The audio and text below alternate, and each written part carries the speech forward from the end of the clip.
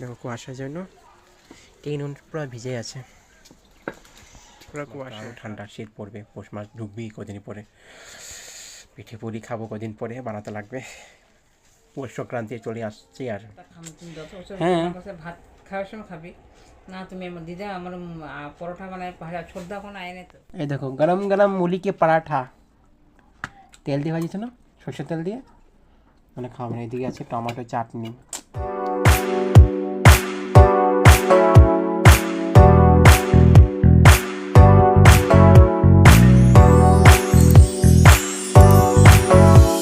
Welcome guys, welcome back to Chowdhury বাড়ি। Good morning সবাইকে। তো এই তো ঘুমিতে উঠেছি মানে কখন জায়গা আছে, পুরো কুয়াশা পড়েছে আজ, প্রচুর কুয়াশা। এখনও মানে রোদটা উঠেছে যে একটু ধোঁয়াশা ধোঁয়াশা হয়ে আছে, যেহেতু কুয়াশা পড়ছে যে। মাকে নখ কাটছে, আজকে শুক্রবার যে বলছি আসে কেটে নিতে। দেখো কুয়াশার জন্য টিন পুরো ভিজে আছে, পুরো কুয়াশা সাদা সাদা হয়েছে। যখন একটু কমেছে, না বলতে নেই, অনেকটাই কমেছে। টিনগুলো ভিজে আছে, দেখছি রোডটা সাদা সাদা মেঘটাতে ভালো লাগে, দারুণ লাগে। রান্না করতে বসে গেছে, নখটা উঠিয়ে ফালিয়ে দেবে দিয়ে। আর যদি কুয়াশা না পড়ে তো হয়, আমি কার্তিক ওই যে কালী পূজার তারপরের দিন দেখলাম যে সকালবেলা উঠে, ওই দিন থেকে তো কুয়াশা দেখলাম। এমনি তো কুয়াশা শরৎকাল থেকেই শুরু হয়ে যায়, কারণ শরৎকালে আগমন, শীতের আগমন, শরৎকাল থেকে কুয়াশা দেখা যায়। আমাদের এখানে না দেখলে কিন্তু গাঁও বস্তির দিকে তো দেখাই যায় যে কুয়াশা কুয়াশা। এখানে শহর অঞ্চল এত কম দেখাই যায়। তো ওই আমরা কালী পুজোর সময় দেখলাম, আর ওখানে পড়তেই থাকবে। পৌষ মাস তো আরও ঠান্ডা শীত পড়বে, পৌষ মাস ঢুকবি কদিন পরে, পিঠে পুলি খাবো কদিন পরে, বানাতে লাগবে। পৌষ সংক্রান্তি চলে আসছে। আর তো স্নান করে উঠলাম, পুজো দিয়ে উঠলাম, তো ওই যা এখন পড়তে বসি। গতকালকে একটু ভাঙতো পড়া হলো না, কাকু আসলো তো একটু তাড়াতাড়ি পড়া শেষ করে দিলাম। আজকে বহুত ঠান্ডা, রোদটা উঠেছে, ঠান্ডা আছে, তথাপি একটু মানে কুয়াশা পড়ছে তো, তো সাদা সাদা সাদা সাদা হয়েছে, একটু ঘোলা ঘোলা টাইপের হয়েছে দিনটা। স্নান করতে লাগবে, কামটা করতেই লাগবে, নিচের সমস্ত কিছু ঠান্ডা পড়ো কি আর গরম। এখন বাকি আছে পৌষ মাসটা, পৌষ মাসে প্রচণ্ড ঠান্ডা দেবে। কি পড়বো আজকে, क्या पढ़ेंगे हम वही सोच रहे हैं। ঠান্ডাতে আমার পড়তে মজা, এমন একটা ঠান্ডা লাগছে না আমার স্নান করার পরও। দেখি কি অবস্থা আমার হ্যান্ড রাইটিংয়ের, দেখি কিছু একটা পড়তে লাগবে আমাকে। আমার রেড পেনটাও শেষ হয়ে গেছে, যা লিখলাম লেখা আমার। এই অ্যাসাইনমেন্টটা একটু কমপ্লিট করি, এটা ধরবো, অনেকগুলো বাকি আছে আমার, বাপরে। তো গাছ দেখো আবার জলপাই এনেছে, মানা করলাম তো আনি নেই। কাল নয়তো সোমবার দিন যাব। 50 টাকা 100 টাকাতে 50 টাকা ভালো। তোমাকে 200 টাকাতে যে এই যে গামলা আর জরুরি পোশাকটা দেয় না, এখন দিব, ওটা দেয় না। এই 50টা কিসের? এটা সকালে 200 টাকা খরচা, 200 টাকা খরচা না। ও তাই, ভালো লাগছে না।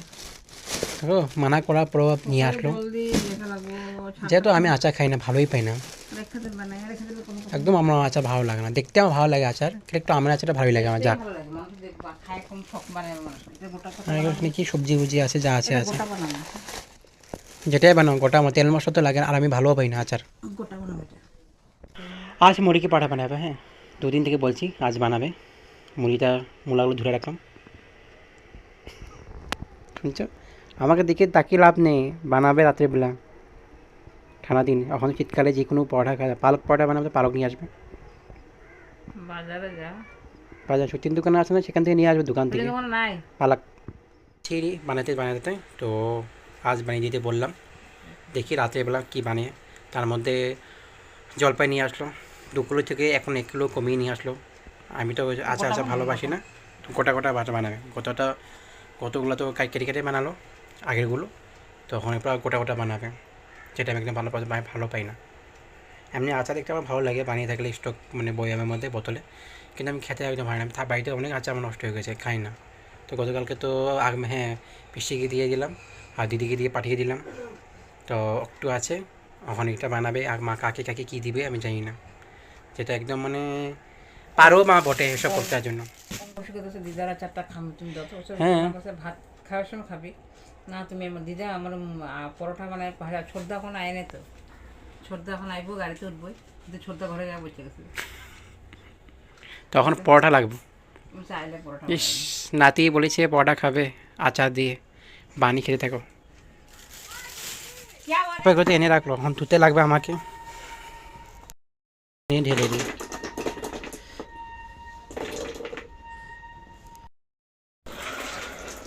পারে মা বটে সব জলপাই আনতে, যত বানানো ছিল আর কি বলি আমি আর। আমার তো খাওয়া দাওয়া করে উঠেছি তো জলপাইটাকে ধুয়ে রাখি, জলটা ঝরবে তারপর নয় কী বানাবে এটাকে ডাইরেক্ট গোটা আচার দেবে। কত আগে করে জল ছিল তো ওগুলো দুভাগ করে মাঝে মধ্যখানে দুদিকে কেটে মানে কেটে বানিয়েছিল, এবার পুরো গোটা বানাবে। পারো এরকম গোটা বয়মে ভরে রাখলে না চা সুন্দর লাগে দেখতে। আচারগুলো লাগে না বলতে নেই, আচারটা অনেক কিছুতে লাগে, কচু শাকের জন্য দেওয়া লাগে কিছু, তারপরে যে ছাতু রুটি বানালে বা কিছু পরোটা বানালে সেখানে আচারের মশলাটা অনেকটাই লাগে, তখন টেস্ট হয়ে যেরকম।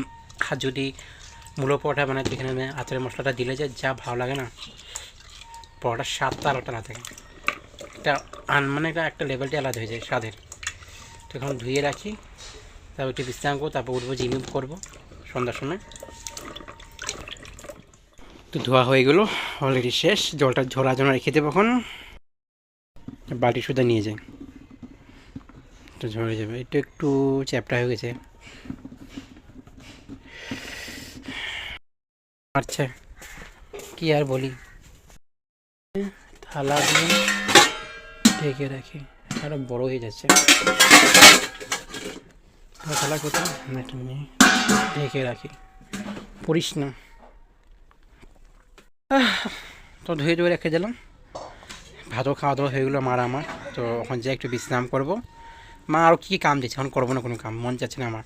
আজকে ওইটা রোদ্র আছে, যত ঠান্ডা আছে, কুয়াশা পড়ছে না, তো ঠান্ডা বাতাসটা আছে, ঠান্ডা ভাবটা অনেকই আছে। তো আমরা এখন খেতে বসেছি, তো মা বানিয়েছে আলু কি পরোটা জানি, মূলার পরোটা, মানে মুলি কি পরাঠা।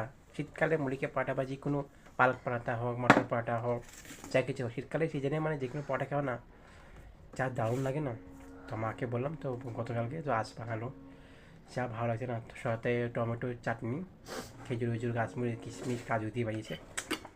এই দেখো গরম মুলি কে পরাঠা, তেল দিয়ে বানিয়েছে না, সর্ষের তেল দিয়ে, মানে খাবেন। এদিকে আছে টমেটো চাটনি। ও গড, একটু নিয়েছি সকাল বেজে না, কালকে দিন কত আমি খাবো। ওর এই পনির সবজিতে থেকেই গেছে, এখন খাবো গরম মুলি কে পরাঠা। কেন দেখো কে দেখবে, একটু নিয়ে খাই এরকম হয়েছে।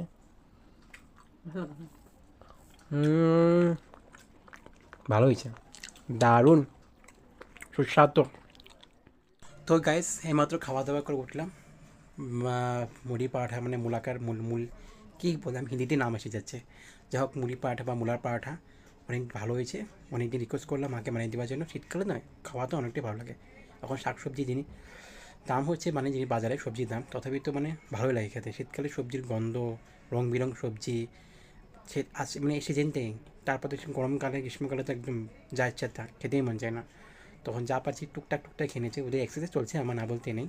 তো রিফাইন তেল দিতে বলছিলাম, তো আমি বলছি একটু সর্ষের তেল লাগিয়ে দিতে কম পরিমাণে, তো আমি খেয়ে নেবো। তো ওই সর্ষের তেল একটু ভেজে দিয়েছে আমাকে। আর পরোটা একটু তেলে ভেজে না হলে তো ভালো না, শুকনো বানানো যায়, মা বানাতে ছিল না। আমি তেলে ভাজবো তো ভালো, আমি ভাজবো তাই আমি বলেছি যে সর্ষের তেলে ভেজে দিত আমাকে। তো সর্ষের তেল একটু ভেজে দিয়েছে, তো দুটা খেলাম আর সকাল সময় রেখে দিলাম, ওটা আমার নাস্তা হয়ে যাবে। বহুত ভালো লেগেছে, আপনারটা এখন খেয়ান ভালো লাগে। তো এখন আজ তো মুরগি পরাঠা খেলাম, পালক পরোটা বাকি আছে, মেথি পরাঠা বাকি আছে, অনেক বাকি আছে। মুড়ি পরাঠা, হ্যাঁ মুড়ি খেলামে, গোবি পরাঠা, বাঁধাকপি পরাঠা, ফুলকপি পরাঠা অনেক আছে, খেতে ভালো লাগে। পনির পরাঠা খাবো একদিন করে। তো আজকের জন্য বিদায় নিচ্ছি আপনাদের সবাই থেকে। আমার কাছে নতুন একটা ব্লগ নিয়ে আসবে আপনাদের সবার জন্য। যদি ব্লগটা ভালো লাগে অবশ্যই লাইক করবেন, কমেন্ট করবেন আর শেয়ার করবেন। আর যদি প্রথমবার চৌধুরী বাড়িতে আসেন প্লিজ একটু সাবস্ক্রাইব করে দেবেন। তাহলে good night, take care to all.